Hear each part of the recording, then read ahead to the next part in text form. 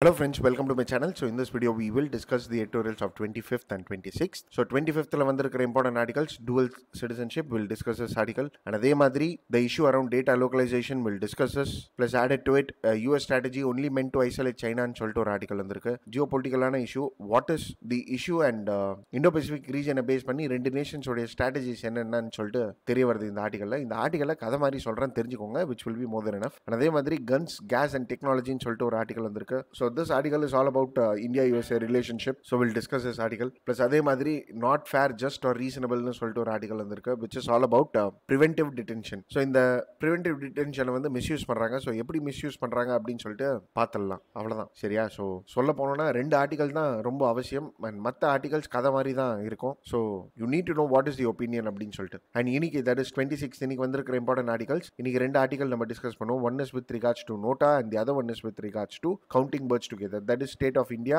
Bird Report 2020. So இதை base பண்ணி நம்ம ஏற்கனவே ஒரு எடிட்டோரியல் பார்த்திருப்போம், பட் எஸ் திருப்பியும் நம்ம இதை பார்க்கலாம், so that we'll get to know a few points. சரியா? Anyway, coming to the first article, that is 25th editorials first discuss பண்ணிடலாம். That is dual citizenship. So friends, I hope you must be knowing about Citizenship Amendment Act. So this act provides citizenship to religious minorities from 3 nations. So இது எல்லாருக்குமே தெரியும்னு சொல்லிட்டு நம்புறேன். சரிங்களா? So இந்த act கீழே பார்த்தீங்கன்னா Tamil refugees, there is those Tamil peoples from Sri Lanka who happen to be in refugee who stay in Tamil Nadu in camps, அவங்களுக்கு citizenship provide பண்ணல. So இப்போ என்ன இருக்கு அப்படின்னு சொல்லிட்டு பார்த்தீங்கன்னா those Tamil people are demanding for dual citizenship. சரிங்களா? So அதுதான் issue. So sir dual citizenship எப்படி சார் கொடுக்க முடியும்? அதான் நம்ம இந்தியன் கான்ஸ்டிடியூஷனே சொல்றது இல்லையே சார். ஸோ கான்ஸ்டிடியூஷன்ல ஒரு ப்ரொவிஷன் கூட இல்லை dual citizenshipகாக. ஸோ எப்படி சார் கொடுக்க முடியும்னா எஸ் கொடுக்க முடியாது. ஸோ அதுதான் இந்த ஆர்டிகல்னு சொல்ல வராங்க. There is no legal provision as well as there is no constitutional aspects in which a dual citizenship can be granted அப்படின்னு சொல்லிட்டு. சரியா? Plus added to it,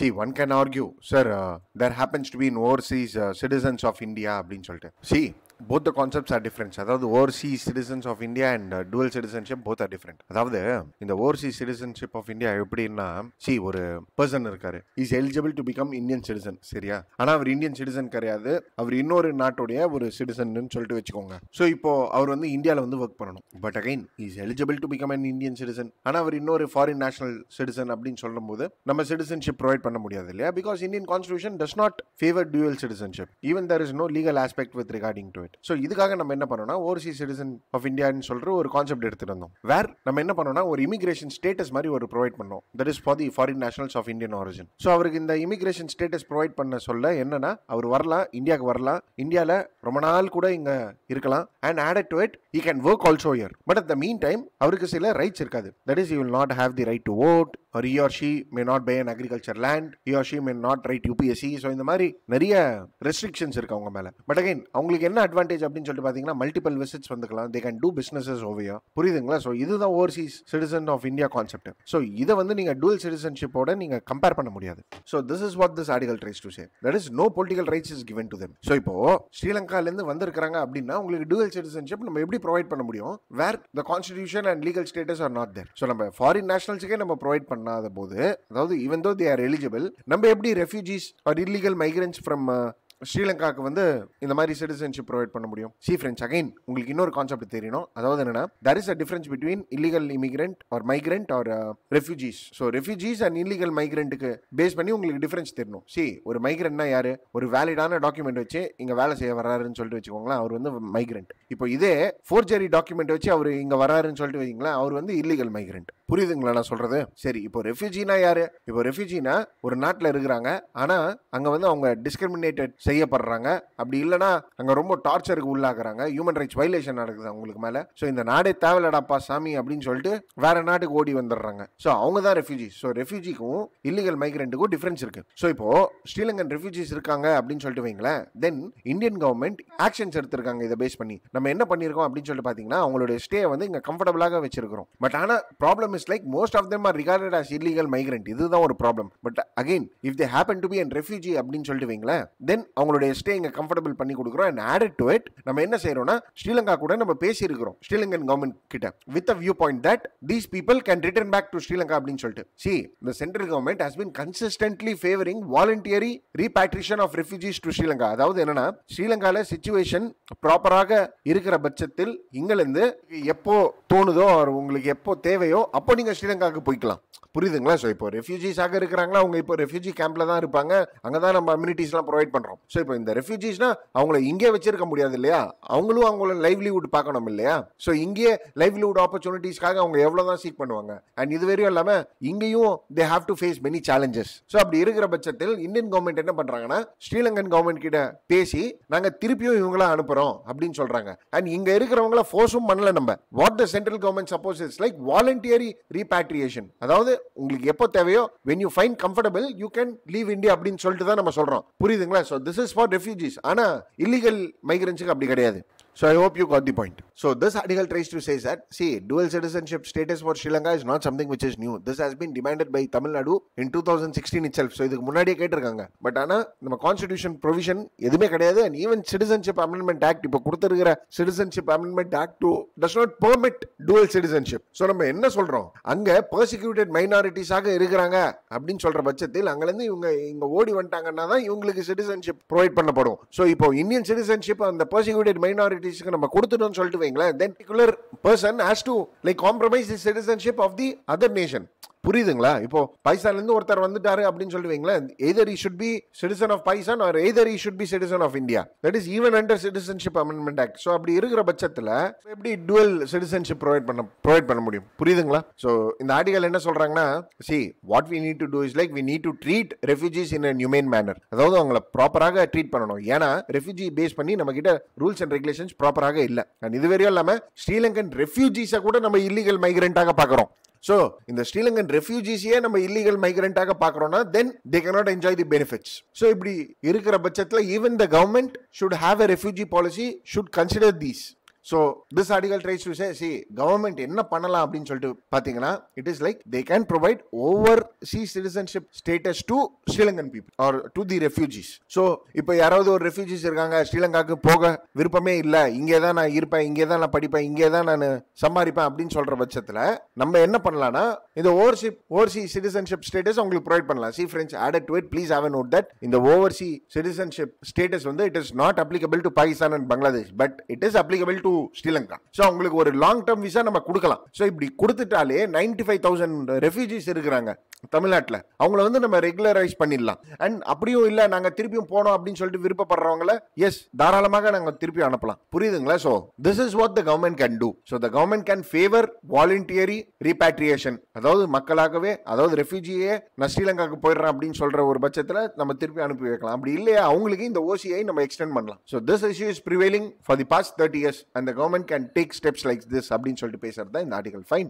anyway I hope you got the point. Will move on to the next article, that is about data localization. And friends, article போறதுக்கு முன்னாடி உங்களுக்கு data localisation என்னன்னு சொல்லிட்டு தெரியணும். See, data localisation ஒன்றும் இல்லைங்க, it is like storing the data locally, as simple as that. அதாவது ஒரு எக்ஸாம்பிளுக்கு சொல்லணும்னா அமேசான் இருக்குன்னு சொல்லிட்டு வைங்களேன், they are collecting some data from us. So இப்போ இந்த டேட்டாவை அவங்க நாட்டில் ஸ்டோர் பண்ணி வைக்கிறாங்களா, அதாவது அவங்க பேரண்ட் நேஷன் அங்கே ஸ்டோர் பண்ணி வச்சாங்கன்னா தென் அது டேட்டா லோக்கலைசேஷன் கிடையாது. அதே அவங்க கலெக்ட் பண்ணுற டேட்டாவை இந்தியாவில் ஸ்டோர் பண்ணி வைக்கிறாங்கன்னா அது வந்து டேட்டா லோக்கலைசேஷன். புரியுதுங்களா? சரி, எனிவே ஸோ இந்த ஆர்டிகலில் என்ன சொல்ல வராங்க அப்படின்னு சொல்லிட்டு பார்த்தீங்கன்னா, சரி இப்போ personal data bill is right now it is under joint parliamentary committee which is set to become a bill right now. சரியா? ஸோ இந்த பில் அப்படின்னு சொல்லிட்டு பார்த்தீங்கன்னா it ensures privacy. அதாவது பர்சனல் டேட்டாக்காக எடுத்துட்டு வந்த பில் இது, which is under the draft stage. சரியா? ஸோ இந்த பர்சனல் டேட்டாவை வந்து எப்படி கலெக்ட் பண்ணணும், எப்படி ஸ்டோர் பண்ணணும், எப்படி யூஸ் பண்ணணும் அப்படின்னு சொல்லிட்டு இந்த பில்லை சொல்லியிருக்காங்க. அண்ட் இது வரையும் இல்லாமல் பிரைவசி லா என்ஷோர் பண்ணப்பட்டிருக்கு அப்படின்னு சொல்லிட்டு எடுத்துட்டு வந்த பில்லு தான் இந்த personal data protection bill 2019 which is set to be passed. அதாவது which is set to become an act. But however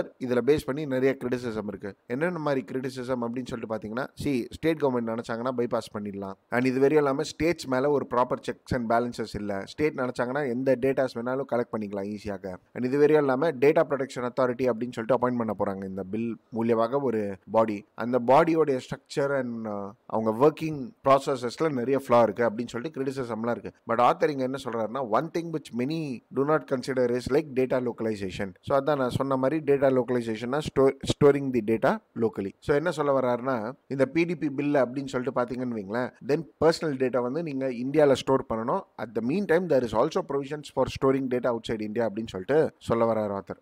சரியா? ஸோ ஃப்ரெண்ட்ஸ், இப்போ இந்த பில்லை என்ன பண்ணியிருக்காங்க அப்படின்னு சொல்லிட்டு பார்த்தீங்கன்னா, டேட்டா வந்து மூணாக பிரிச்சிருக்காங்க. Personal data, sensitive personal data, critical personal data. So இப்போ personal data can be stored outside India. Sensitive personal data should be stored within India as well as outside India.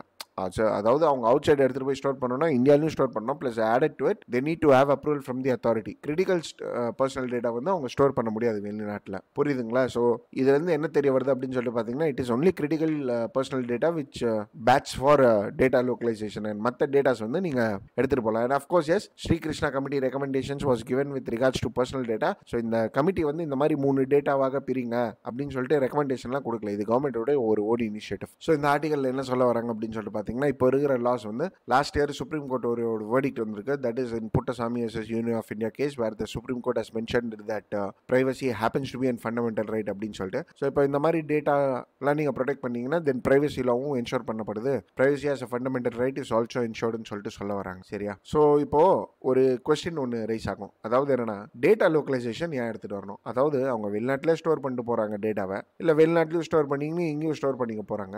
எதுக்காக data localisation எடுத்துகிட்டு வரணும்? What is the purpose of data localisation அப்படின்னு சொல்லிட்டு பார்க்கும்போது author வந்து இங்கே 3 point சொல்றாரு. ஒன்று வந்து என்ன அப்படின்னு சொல்லிட்டு பார்த்தீங்கன்னா, சாவரிட்டி அண்ட் கவர்மெண்ட் ஃபங்க்ஷன்ஸ் அப்படின்றாரு. அதாவது என்னன்னா, ஒரு சில வாட்டி நம்மளுக்கு டேட்டா தேவைப்படுது அப்படின்னு சொல்லிட்டு வைங்களா, அது வெளிநாட்டில் ஸ்டோர் ஆயிருந்ததுன்னா நம்ம கலெக்ட் பண்ணுறது ரொம்ப கஷ்டமாயிடும். சரியா? ஸோ அந்த டேட்டாவை நம்ம தேவைன்றவாறு யூஸ் பண்ண முடியாது. அதே இந்தியாவில் இருந்ததுன்னா நம்ம அந்த டேட்டாவை யூட்டிலைஸ் பண்ணிக்கலாம்.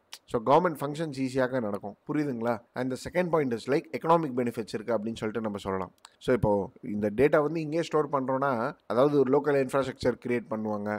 அதே மாதிரி ஆர்டிஃபிஷியல் இன்டெலிஜென்ஸ் ஈகோசிஸ்டம் வளரும், எம்ப்ளாய்மெண்ட் ஆப்பர்ச்சுனிட்டிஸ் வளரும். So economic benefits is there. And இது வரையும் இல்லாமல் பிரைவசியும் என்ஷோர் பண்ணப்படுது. That is the third point is like இங்கே ஸ்டோர் பண்ணி வச்சாங்கன்னா வெளிநாட்டில் அதை யார் வேணாலும் மிஸ்யூஸ் பண்ணலாம். ஆனால் இங்கே இருந்ததுன்னு சொல்லிட்டு வச்சுக்கோங்களேன், பிரைவசி என்ஷோர் பண்ணப்படுது, யாரும் மிஸ்யூஸ் பண்ண மாட்டாங்க. புரியுதுங்களா? ஸோ இந்த 3 பாயிண்ட் ஆர்டிகலில் கொடுத்துருக்காங்க. 4வது பாயிண்ட் நம்ம என்ன சொல்லலாம் அப்படின்னு சொல்லிட்டு பார்த்தீங்கன்னா, நிறைய வாட்டி என்ன ஆகுதுன்னா, இன் கேஸ் ஆஃப் இன்வெஸ்டிகேஷன், இப்போ ஏதாவது ஒரு இன்வெஸ்டிகேஷன் எடுத்துகிட்டு வரணும்னு சொல்லிட்டு வைங்களேன், இப்போ இன்வெஸ்டிகேட் பண்ணும்போது டேட்டா எங்கல்ல சார் யூஎஸ்ஏல இருக்குன்னு. ஸோ அப்படி சொல்லும் போது என்ன ஆகுதுன்னா, அந்த நாட்டோடைய பெர்மிஷன்லாம் வாங்க வேண்டிய அவசியம் ஆயிடுது. ஸோ டிலே ப்ராசஸாக மாறிடுது. ஸோ இன்வெஸ்டிகேஷன் எஃபெக்டிவாக எடுத்துகிட்டு வர்றதுக்காக எடுத்துகிட்டு வந்தது தான் இந்த லோக்கலைசேஷன். ஸோ இதெல்லாம் பர்பஸஸ் ஆஃப் டேட்டா லோக்கலைசேஷன். ஆனால் ஆத்தர் இங்கே என்ன சொல்ல வர்றாருன்னா, இப்போ இந்த டேட்டா ப்ரொடெக்ஷன் இதுக்காக தான் வேணும் அப்படின்னு சொல்லிட்டு வச்சுக்கோங்களேன், தென் நீங்கள் என்ன பண்ணலாம்னா, எல்லா பர்சனல் டேட்டாவுடைய காப்பி நீங்கள் இங்கே ஒன்று மெயின்டைன் பண்ணணும்னு சொல்லிட்டு சிம்பிளாக எழுதிட்டு போயிடலாம் அப்படின்னு சொல்லிட்டு சொல்ல வர்றாரு. அதாவது என்னன்னா, டேட்டா லோக்கலைசேஷன் இருந்ததுன்னா பிரைவசி வரும்னு சொல்றீங்க. சரி, இப்போ ஆத்தர் இங்க என்ன கேட்கிறாருன்னா, அப்போ பிரைவசி என்ஷோர் பண்ணப்படணும்னா செக்யூரிட்டியும் ப்ராப்பராக இருக்கணும்ல. அதாவது டேட்டா பேஸ் பண்ணி இருக்கிற செக்யூரிட்டி ப்ராப்பராக இருக்கணும். அண்ட் டெக்னிக்கல் ஆஸ்பெக்ட்ஸில், சைபர் செக்யூரிட்டி ஆஸ்பெக்ட்ஸ்லாம் ப்ராப்பராக இருக்கணும். அப்போ தான் டேட்டாவை வந்து ப்ரீச் பண்ண முடியாது. அப்படின்லாம் யார் நினைச்சாலும் ஹேக் பண்ணிட்டு போயிடலாம். ஸோ ஆத்தர் இங்கே என்ன சொல்ல வர்றாரு அப்படின்னு சொல்லிட்டு பார்த்தீங்கன்னா, நீங்கள் பிரைவசிக்காக தான் டேட்டா லோக்கலைசேஷன் எடுத்துகிட்டு வரீங்கன்னா, so localisation may not result in ensuring privacy protections. It can be like hacked அப்படின்னு சொல்லிட்டு சொல்கிறாரு. இது வரையும் இல்லாமல் domestic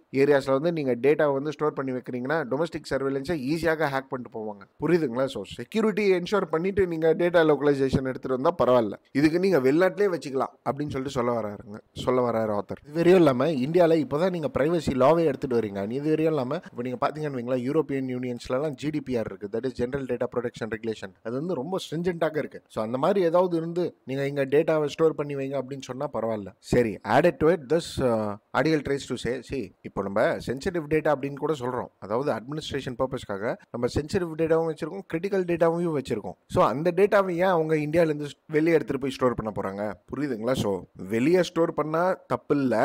plus at the mean time எல்லா டேட்டாவையும் அவங்க வெளியே எடுத்துகிட்டு போய் ஸ்டோர் பண்ண மாட்டாங்க.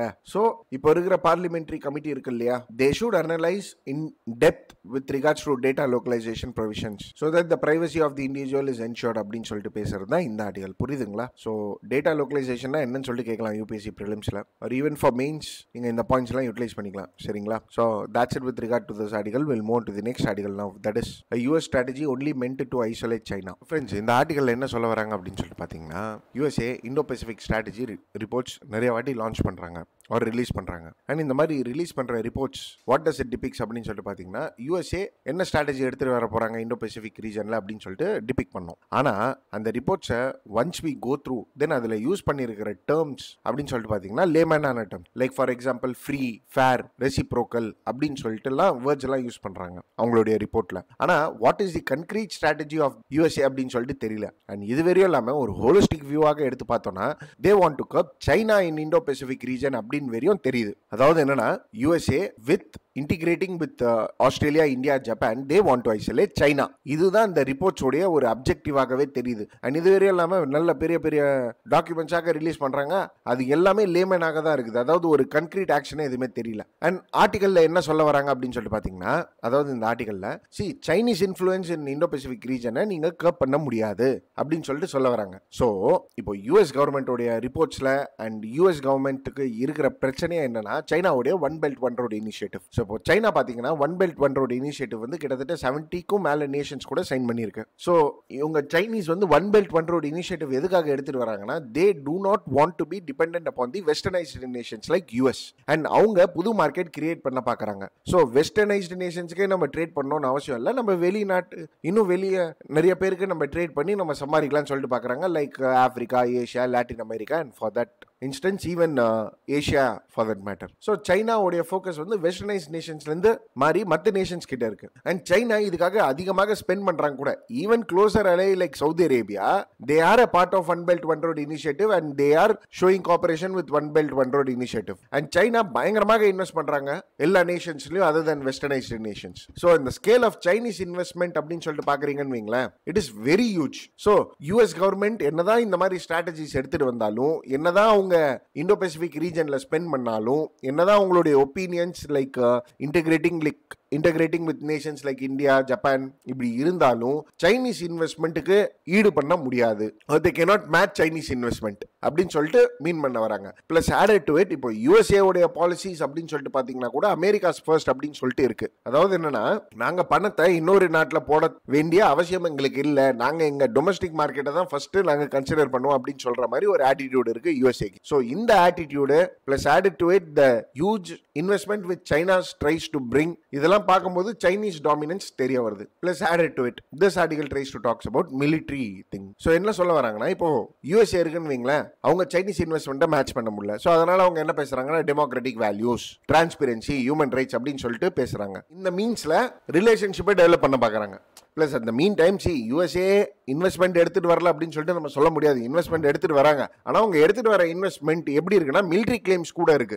சரியா? ஸோ ஃபார் எக்ஸாம்பிள் நேபாள பத்தி பேசுறாங்க. இப்போ என்னன்னா நேபாளில் யுரேனியம் ரிசர்வ்ஸ் கண்டுபிடிச்சிருக்காங்க. ஸோ இப்போ யூஎஸ் வந்து டக்குன்னு இன்ட்ரெஸ்ட் காமிக்குது நேபாள் மேல. That is like we will invest in Nepal அப்படின்னு சொல்லிட்டு. Plus at the mean time எங்களுக்கு மிலிட்டரி பேஸ் கூட கொடுங்க, மிலிட்டரி பிரசன்ஸ் இருந்தால் தான் மணி வரும் அப்படின்னு சொல்ற மாதிரி அவங்க பேசுறாங்க. அதாவது if US money comes then USA military will also கம்னு சொல்ற மாதிரி தான் யூஎஸ்ஏ உடைய பாலிசி இருக்கு. ஆனா சைனா அப்படி கிடையாது. சைனா எப்படின்னா ஒரு நேஷன் இருக்காங்கன்னு சொல்லிட்டு வைங்களா, அங்க இன்ஃப்ராஸ்ட்ரக்சருக்காக ஏராளமா ஃபண்ட் பண்ணிடுறது, இஷ்டத்துக்கு ஃபண்ட் பண்ணிட்டு அந்த கண்ட்ரி டெப்தான சிச்சுவேஷன் மாதிரி இருக்குதுன்னு சொல்லிட்டு வைங்களா, they will automatically surrender to Chinaன்னு சொல்ற மாதிரி இருக்கு. Plus added to it, this article tries to say, see Indo-Pacific strategy-ன்னு சொல்லிட்டு நீங்க பேசுறீங்க ரைட். ஆனா சைனா USA பாத்தீங்கன்னா TPP ல இருந்து வெளியே வந்திருக்காங்க. அண்ட் அவங்களுடைய மேஜர் அலை partners like India have come out of RCEP. So இதுல இருந்து என்ன தெரியுது, என்னதான் Indo-Pacific region-ல நம்மளுடைய இன்ட்ரெஸ்ட் இருந்தாலும் we do not have much command over the region அப்படின்னு சொல்லிட்டு தான் தெரியுது. Plus added to it, India USA ஒரு பக்கம் இருந்தாலும்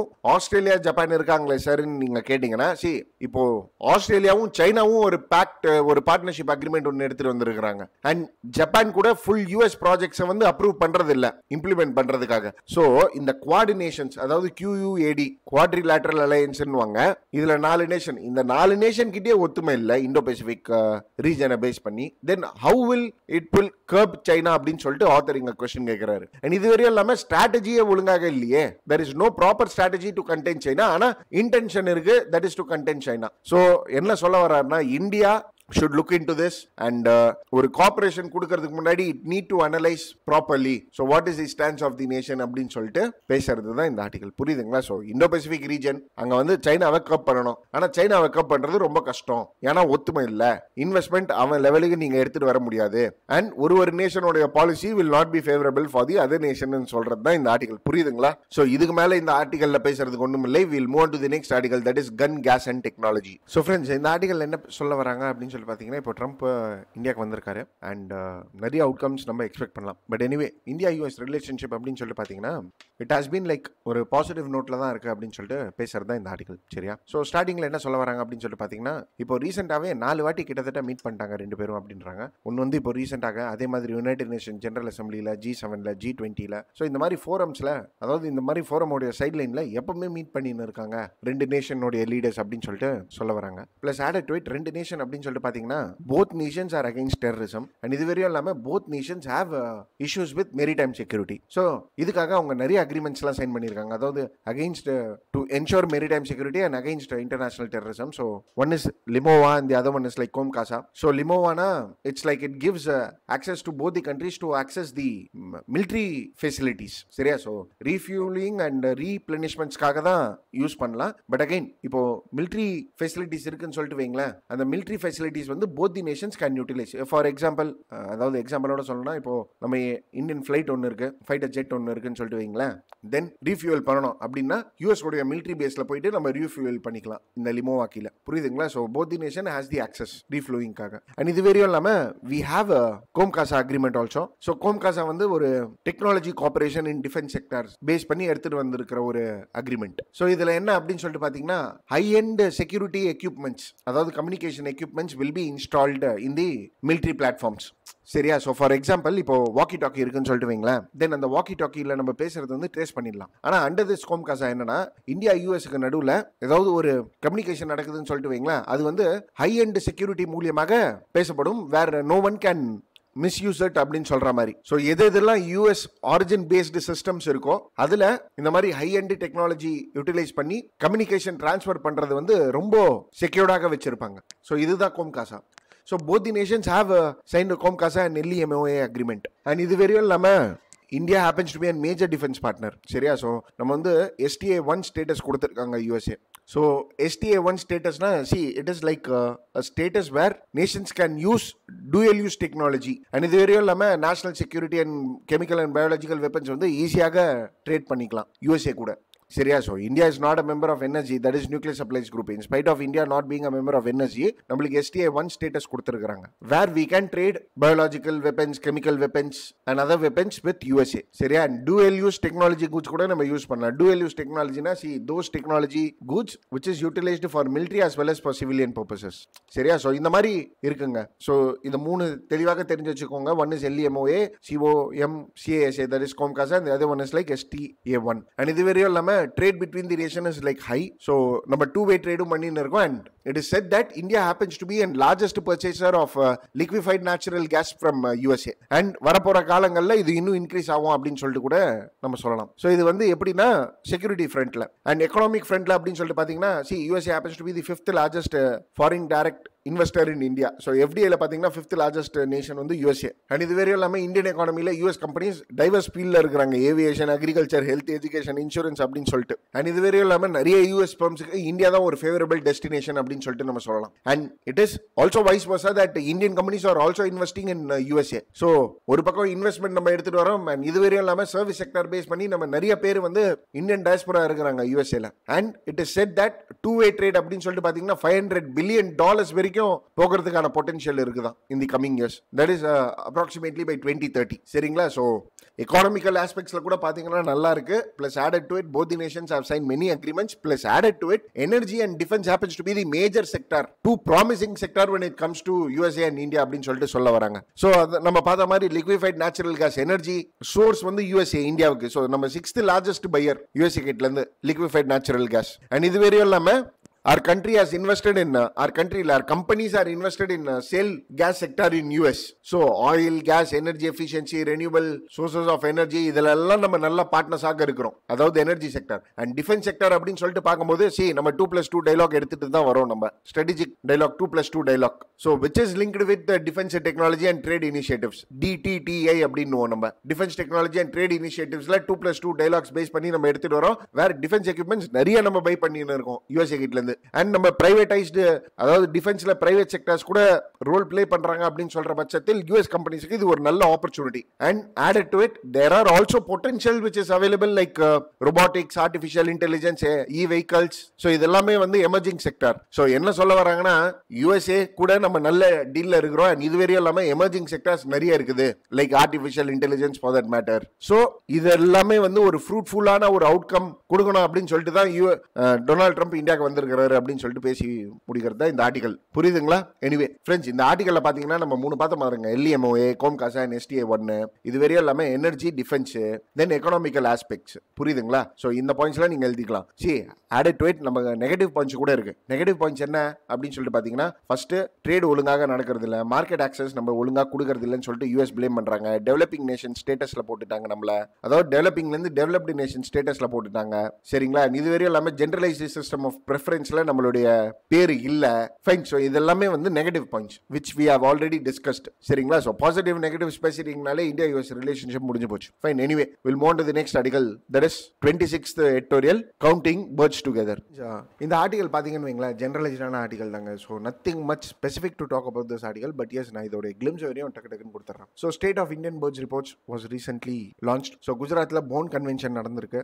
ஸோ போன் கன்வென்ஷன்னா கன்வென்ஷன் ஆன் மைக்ரேட்டரி ஸ்பீஷீஸ், அது வந்து போன் கன்வென்ஷன் அப்படின்னும். அதோடைய மீட் சமிட் நடந்திருந்தது. அப்போ state of Indian birds report 2020 was presented ஆகுது. சரியா? ஸோ இதை பேஸ் பண்ணி நம்ம ஏற்கனவே பார்த்துருப்போம். அண்ட் இந்த ரிப்போர்ட்ல அப்படின்னு சொல்லிட்டு பார்த்தீங்கன்னா, அஃப்கோர்ஸ் பேர்ட்ஸோடைய பாப்புலேஷன்ல டிக்ளைன் இருக்கு அப்படின்றாங்க. அண்ட் இது வரையும் இல்லாம இந்த ரிப்போர்ட்ல என்ன சொல்றாங்கன்னா, லாஸ்ட் 2 டெக்கேட்ஸ்ல, அதாவது லாஸ்ட் 20 வருஷத்துல பாப்புலேஷன் குறைஞ்சிருக்கிறது வந்து ரொம்ப ரேபிடாக இருக்கு அப்படின்னு சொல்லிட்டு சொல்ல வராங்க. அண்ட் லாஸ்ட் 5 இயர்ஸ்ல 80% of the species have shown decline it seems. So இந்த ரிப்போர்ட்ல பாத்தீங்கன்னா பேர்ட் குரூப்ஸ் வந்து தனித்தனியாக பிரிச்சிருந்தாங்க. அதாவது என்னன்னா, birds of prey, migrant shore birds, birds of forest and grasslands, endemic birds of Western Ghats அப்படின்னு சொல்லிட்டுலாம். ஸோ எல்லா பேர்ட்ஸும் வந்து இந்த இப்போ நம்ம இந்த கேட்டகரிலாம் பார்த்துருக்கோம் இல்லையா, இந்த category of birds have declined. And இது வரையும் இல்லாம பேர்ட்ஸ் கன்சர்வேஷனுக்காக ஸ்டெப்ஸ்லாம் எடுக்கணும்னு சொல்லிட்டு ஏற்கனவே சொல்லியிருந்தாங்க. ஆனால் இந்த ரிப்போர்ட்டுக்கு அப்புறம் இன்னும் ஸ்டெப்ஸ் எடுக்கணும் அப்படின்னு சொல்லிட்டு தெரிய வருதா. ஏன்னா IUCN லிஸ்ட்ல வந்து 67 பேர்ட்ஸ் தான் இருந்ததா. இந்த ரிப்போர்ட் வந்ததுக்கு அப்புறம் 34 more birds are like critically endangered it seems,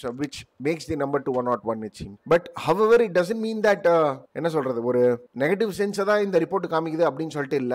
rather கொஞ்சம் பாசிட்டிவ்ஸும் பேசலாம் இந்த ரிப்போர்ட்ஸை பேஸ் பண்ணி. என்ன பாசிட்டிவ்ஸ் அப்படின்னு சொல்லிட்டு பாத்தீங்கன்னா, first of all the way in which the report has been created. So இந்த பாத்தீங்கன்னா citizens, bird watchers இவங்கெல்லாம் வந்து கான்ட்ரிபியூட் பண்ணிருக்காங்க இந்த report with the data அனாலிசிஸ்ட் and scientist. So ஒரு கோஆர்டினேட்டட் எஃபர்ட் அப்படின்னு சொல்லிட்டு நம்ம சொல்லலாம் இந்த ரிப்போர்ட்டை. ஸோ இந்த மாதிரி ரிப்போர்ட் எடுத்துட்டு வர்றது ரொம்ப கஷ்டம். ஏன்னா the nature of the bird is like very difficult to detect. இப்போ சில பேர்ட்ஸ் வந்து லவுடாக இருக்கும், சில பேர்ட்ஸ் கலர்ஃபுல்லாக இருக்கும், சில பேர்ட்ஸ் டிடெக்ட் பண்ண முடியாது, சில பேர்ட்ஸ் குவைட்டாக இருக்கும், ஷையாக இருக்கும், நாக்டோரலாக இருக்கும். ஸோ இந்த மாதிரி வித்தியாசமான பேர்ட்ஸ் இருக்கு. So the help of bird watchers was important. So bird watchers gave inputs with all their experiences. So கிட்டத்தட்ட 15,500 bird watchers were there it seems. And இந்த டேட்டாஸ் எல்லாம் அசம்பிள் பண்ணி எடுத்துட்டு வந்த ரிப்போர்ட் தான் இது. ஸோ அதனால தான் இந்த ரிப்போர்ட்டோடைய ரெலவன்ஸ் இன்னும் இருக்கு. ஸோ இதுக்கு முன்னாடி 1970s தான் இந்த மாதிரி ஒரு ரிப்போர்ட் எடுத்துட்டு வந்திருந்தாங்க. ஸோ இந்த ரிப்போர்ட்ஸோடைய டேட்டாஸை வச்சு we need to ensure that the bird population is like protected அப்படின்னு சொல்ற மாதிரி. Plus added to it,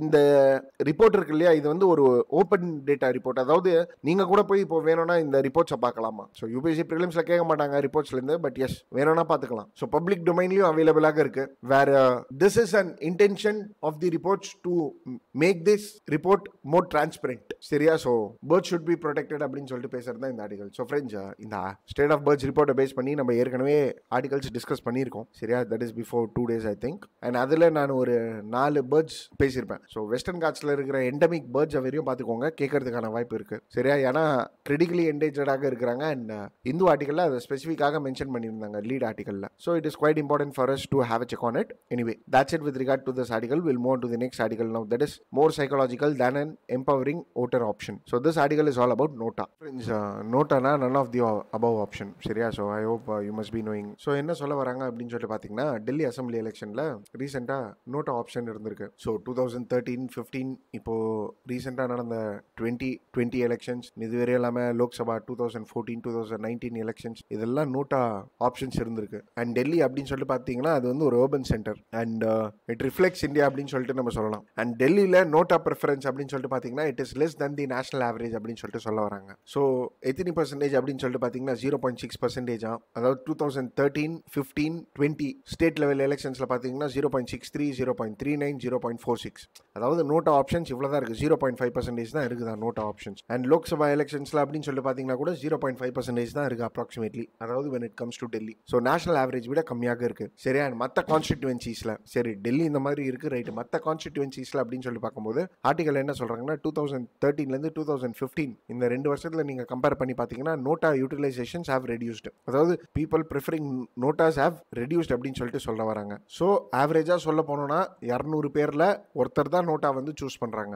அதாவது டெல்லியில். இதுங்களா? ஸோ ஸ்டார்டிங்கில் என்ன சொல்ல வராங்கன்னா நோட்டா ப்ரிஃபரன்ஸ் வந்து கொஞ்சம் கம்மியாக இருக்குது அப்படின்னு சொல்லிட்டு சொல்ல வராங்க. ஆனால் சில கான்ஸ்டிடுவன்சிஸில் நோட்டா யூட்டிலைசேஷன்ஸ் இன்னும் அதிகமாக தான் இருக்குது அண்ட் நோட்டா யூஸ் பண்ணுற பர்சன்டேஜும் ரைஸ் ஆயிருக்கு அப்படின்னு சொல்லிட்டு கான்ட்ரடிக்டான ஸ்டேட்மெண்ட் கொடுக்குறாங்க. அதாவது டெல்லியில் நோட்டா யூஸ் பண்ணனா என்ன, மற்ற கான்ஸ்டிடுவன்சிஸில் ரைஸ் ஆயிருக்கு அப்படின்றாங்க இன்டெரக்டாக. ஸோ என்ன சொல்ல வராங்க அப்படின்னு சொல்லிட்டு பார்த்தீங்கன்னா 2017 குஜராத் அசம்பிளி எலெக்ஷன்ஸில் பார்த்தீங்கன்னு வைங்களேன், நோட்டாக்கு வந்து ஓட்டு கிடைச்சது வந்து பிஜேபி காங்கிரஸுக்கு அடுத்த ஓட்டு நோட்டாக்கு தான் கிடைச்சிருக்கு போல. அதாவது 1.8% தான் இந்த நோட்டா பர்சன்டேஜ் வந்து 1.8 தான் டோட்டல் ஓட்ஸ் காஸ்டிங்கில். ஆனால் நம்பர் ஆஃப் ஓட்ஸ் அப்படின்னு சொல்லிட்டு பார்த்தீங்கன்னா நோட்டா ஓட்ஸ் 3rd லார்ஜஸ்டாக இருந்திருக்கு. அண்ட் அதே மாதிரி மகாராஷ்டிரா அசம்பிளி எலெக்ஷன்ஸில் நோட்டா வந்து ரன்னர் அப்பாக இருந்திருக்கான். ஸோ அது ரூரல் ஏரியாலையும் சரி அர்பன் ஏரியாலையும் சரி 2 எக்ஸாம்பிள்ஸ் இருக்கு மகாராஷ்டிரா அசம்பிளியில், வேர் செகண்ட் ஹையஸ்டே வந்து நோட்டா தானா. புரியுதுங்களா? ஸோ என்ன சொல்ல வராங்க அப்படின்னு சொல்லி பார்த்தீங்கன்னா இந்த ஆர்டிகல்ல 2013 நோட்டா இன்ட்ரடியூஸ் பண்ணாங்க and India happen to be the 14th country to have a negative voting. However, NOTA does not give a right to reject.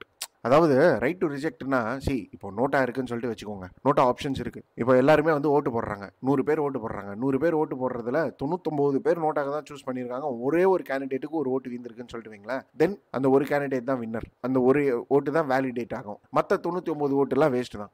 புரியுதுங்களா? ஸோ இப்போ நீங்கள் என்ன யோசிப்பீங்க, நோட்டா பர்சன்டேஜ் அதிகமாக இருக்கு, ரீ எலெக்ஷன் நடக்கும் அப்படின்னு சொல்லிட்டு சொல்லுவீங்க. ஆனால் ரீ எலெக்ஷன் நடத்துறது இல்லை. ஒன்று அதை வந்து இன்வாலிட் ஓட்ஸாக கன்சிடர் பண்ணுறாங்க, இல்லைனா ஓட்டே இல்லை அப்படின்னு சொல்லிட்டு கன்சிடர் பண்ணிடுறாங்க.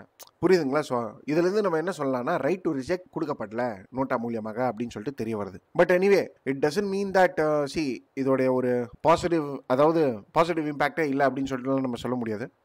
என்ன சொல்ல வராங்கன்னா இந்த ஆர்டிகல்ல உமன் ஆக்டிவிஸ்ட் இன் கேரளாவில் இருக்கிற உமன் ஆக்டிவிஸ்ட் வந்து ப்ரொடெஸ்ட் பண்ணாங்களா. அதாவது எலெக்ஷன்ல ஒரு உமன்ஸ் கூட கண்டெஸ்ட் பண்ணல, யாருமே ஓட்டு போடாதீங்க, நோட்டாக்கு போடுங்க அப்படின்னு சொல்லிட்டு ஒரு கேம்பெயின் நடத்தினாங்களா.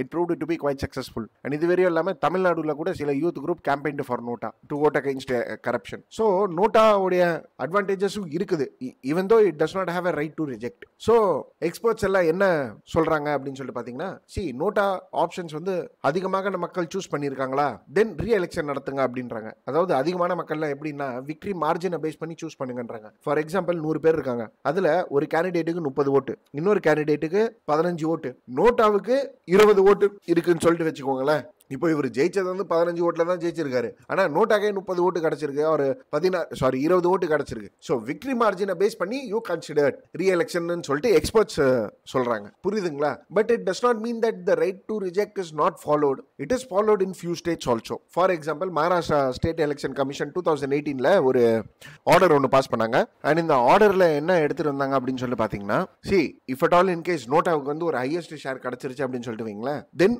ரீ எலெக்ஷன் எடுத்துட்டு வரணும் அப்படின்னு சொல்லிட்டு ஒரு ஆர்டர் ஒன்று பாஸ் பண்ணாங்க Maharashtra state election commission. So எதுலனா இது வந்து லோக்கல் பாடிஸ் எலெக்ஷன்ல, சரியா?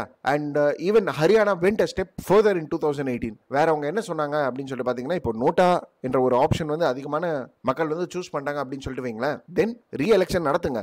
ரீ எலெக்ஷன் நடத்தும் போது இந்த கேண்டிடேட்ஸ் இருக்காங்களா, இவங்க சேம் கேண்டிடேட்ஸ் நிற்க கூடாதுன்னு கூட ஒரு ஆர்டர் ஒன்று பாஸ் பண்ணாங்க. தட் இஸ் லைக் ரீ எலெக்ஷனுக்கு தே ஆர் டிபாட் அப்படின்னு சொல்ற மாதிரி. புரியுதுங்களா? அண்ட் வேர்ல்டு சினாரியோல அப்படின்னு சொல்லி பாத்தீங்கன்னா இந்தோனேஷியால ஒரு எக்ஸாம்பிள் சொல்ல வர ஆத்தர், நல்ல எக்ஸாம்பிள். அதாவது என்னன்னா, மேயர் எலெக்ஷன் நடந்ததான், ஒன்னு நோட்டா, இன்னொன்னு வந்து மேயர். ஒரு பர்சனுக்கு தான் ஓட்டு வீந்திருக்கு போல. நோட்டாவோட ஓட்டு அதிகமாக இருந்தது, ஒரு மேயருக்கு வந்து 35,000 ஓட்ஸ் வந்து கம்மியாக வீந்திருக்கு போல. ஸோ ரீ எலெக்ஷன் எடுத்துட்டு வந்துட்டாங்க. அந்த மேயரையும் திருப்பி கண்டெஸ்ட் பண்ணவில்லை, அதாவது அந்த பர்சனை திருப்பி கண்டெஸ்ட் பண்ணவில்லை. புரியுதுங்களா? ஸோ இதெல்லாமே வந்து இப்போ லோக்கல் பாடிஸ் லெவலில் தான் நம்ம யூட்டிலைஸ் பண்ணின்னு இருக்கோம். இது நேஷனல் லெவலில் இம்ப்ளிமெண்ட் பண்ணணும் அப்படின்னு சொல்லிட்டு மீன் பண்ண வராங்க ஆர்டிகல்ல. ஸோ நேஷனல் லெவலில் எடுத்துட்டு வந்தோம்னா there will be systematic change and political parties have to accept it and political parties have to accept the will of the people அப்படின்னு சொல்ற மாதிரி ஆயிடும். ஸோ என்ன செய்யணும் அப்படின்னு சொல்லிட்டு பார்த்தீங்கன்னா, எய்தர் நோட்டா பர்சன்டேஜை பேஸ் பண்ணி ரூல்ஸ் அண்ட் ரெகுலேஷன்ஸை மக்களுக்கு சாதகமாக எடுத்துட்டு வரணும்னு சொல்லிட்டு சொல்ல வராங்க. Plus added to it data ஃபிகர்ஸை பற்றி பேசுறாங்க. அதாவது என்ன சொல்றாங்கன்னா, நோட்டாவுடைய பர்சன்டேஜ் நீங்க நேஷனல் ஆவரேஜில் பார்த்தீங்கன்னா 1.1% லோக்சபா எலெக்ஷன்ல, அதாவது 2014 லோக்சபா எலெக்ஷன்ல 1.11%, 2019 1.08%. இது வந்து நேஷனல் ஆவரேஜ். நேஷனல் ஆவரேஜ் 1% தான் இருக்கு. ஆனால் டெல்லியில் பார்த்தீங்கன்னா 0.50 தான் இருக்கு ஆவரேஜா. சரி, ஓகே, ரைட். ஆனா ஸ்டேட் வைஸ் கேட்டகரிஸ் அப்படின்னு சொல்லி பாத்தீங்கன்னா, சில ஸ்டேட்ஸ்ல நோட்டா யூட்டிலைசேஷன் அதிகமாக இருக்கு, சில ஸ்டேட்ஸ்ல நோட்டா யூட்டிலைசேஷன் ரொம்ப கம்மியாக இருக்கு. ஸோ இது ஒரு மிக்சட் பிக்சரா தான் காமிக்குது. ஸோ இந்த ஆர்டிகல்ல ஆத்தர் இன்னொரு ஒப்பீனியன் பத்தி பேசுறாரு, இன்னொரு விஷயத்தை பத்தி சொல்றாரு. அதாவது என்னன்னா, இந்த மாதிரி மிக்சட் பிக்சர்லாம் காமிக்குது, ரைட். இதுல ஒரு சைக்காலஜிக்கல் இஷ்யூ கூட இருக்குதான். அதாவது என்னன்னா, இவிஎம் மிஷின்ஸ்ல பாத்தீங்கன்னா நோட்டா வந்து லாஸ்ட் ஆப்ஷன்ஸாக தான் இருக்குது. இப்போ இதே நோட்டாவை வந்து நம்ம ஃப்ரண்ட்ல வச்சோம்னு சொல்லிட்டு வைங்களேன், அதாவது ஸ்டார்டிங்ல வச்சோம்னு சொல்லிட்டு வைங்களேன், தென் இதோட யூட்டிலைசேஷன் ரொம்ப அதிகமாக இருக்கிறதுக்கான வாய்ப்புகள் இருக்கு அப்படின்னு சொல்லிட்டு மீன் பண்ண வராரு. See, added to it, this happens to be an experiment which the author suggests. சரியா? But yes, without concrete evidence we cannot take this suggestions as such. But ஆனா ஆத்தர் சொல்ற மற்ற பாயிண்ட்ஸ் எல்லாம் வந்து வேலிடான பாயிண்ட்ஸ். தட் இஸ் லைக் இப்போ NOTA options இருக்குதுன்னு சொல்லிட்டு வச்சுக்கோங்களேன், ரீ எலெக்ஷன்ஸ் எடுத்துட்டு வர்றதெல்லாம் வேலிடான பாயிண்ட்ஸ் தான். ஆனா நீங்க நோட்டாவை வந்து ஃபர்ஸ்ட்ல வைங்க, லாஸ்ட்ல வைக்காதீங்க.